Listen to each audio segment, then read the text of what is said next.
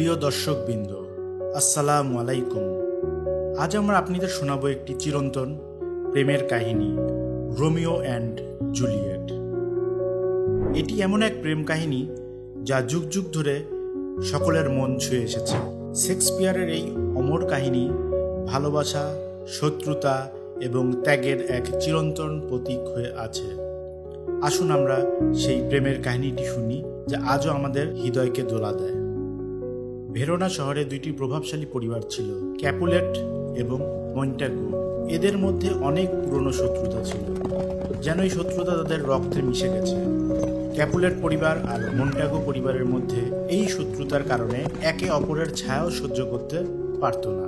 কিন্তু এই শত্রুতার মাঝেও শুরু হয়েছিল এক নতুন প্রেমের গল্প, রোমিও মন্টাগু এবং জুলিয়েট ক্যাপুলেট এক প্রেমের কাহিনী।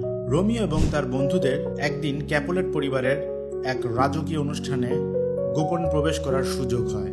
এই অনুষ্ঠানে প্রথমবারের মতো রোমিও আর জুলিয়েটের দেখা হয়। প্রথম দেখা, আর তাতেই তারা একে অপরের প্রেমে পড়ে যায়। কিন্তু তারা জানতো তাদের ভালোবাসা সহজ হবে না, কারণ তাদের পরিবারের মধ্যকার শত্রুতা তাদের ভালোবাসার পথে সবচেয়ে বড় বাধা।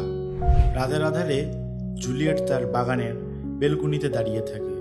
হঠাৎ করেই সেখানে উপস্থিত হয় রোমিও। তারা দুজনেই নিজেদের ভালোবাসার কথা একে অপরের কাছে প্রকাশ করে।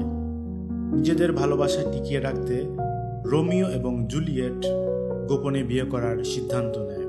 একদিন ফ্রিয়ার লরেন্স, ভেরোনা শহরের এক পাদ্রী, তাদের বিয়ে করিয়ে দেয়। তারা আশা করেছিল এই বিয়ে হয়তো তাদের পরিবারগুলোর মধ্যে চলমান শত্রুতা শেষ করবে। কিন্তু তারা জানতো না যে তাদের বিয়ে শুধু তাদের ভালোবাসার জন্য নয়, বরং একটা ভয়াবহ ট্র্যাজেডির সূচনা ছিল। কিছুদিন পর জুলিয়েটের পরিবার তাকে কাউন্ট প্যারিসের সাথে বিয়ে দিতে চায়। জুলিয়েট এই বিয়েতে রাজি না হয়। সে ফিয়ার লরেন্সের সাহায্য নেয়। ফিয়ার লরেন্স তাকে একটি বিশেষ ওষুধ দেয় যা তাকে 48 ঘন্টার জন্য মৃতের মতো ঘুমের মধ্যে ফেলে রাখবে। জুলিয়েট সেই ওষুধ গ্রহণ করে এবং তার পরিবার তাকে মৃত মনে করে। তারা জুলিয়েটের দেহ নিয়ে যায় পারিবারিক সমাধিস্থলে।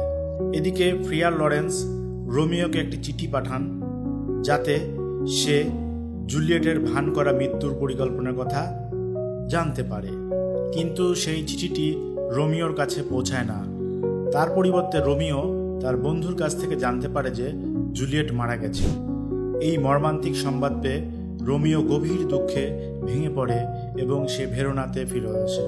রোমিও ফিরে এসে দেখে তার প্রিয় জুলিয়েট এর নিথর দেহ।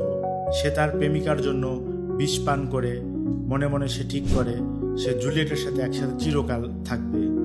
রোমিওর মৃত্যুর কিছুক্ষণ পর জুলিয়েট জেগে ওঠে এবং দেখে রোমিও নিথর দেহ তার পাশে পড়ে আছে।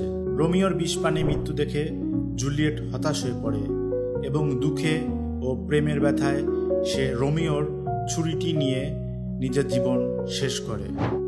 রোমিও এবং জুলিয়েটের মৃত্যু তাদের পরিবারের জন্য একটি বিশেষ বড় শিক্ষা হয়ে দাঁড়ায়। তাদের এই করুণ পরিণতি দেখে ক্যাপুলেট এবং মন্টাগু পরিবার তাদের মধ্যেকার শত্রুতা শেষ করার সিদ্ধান্ত নেয়।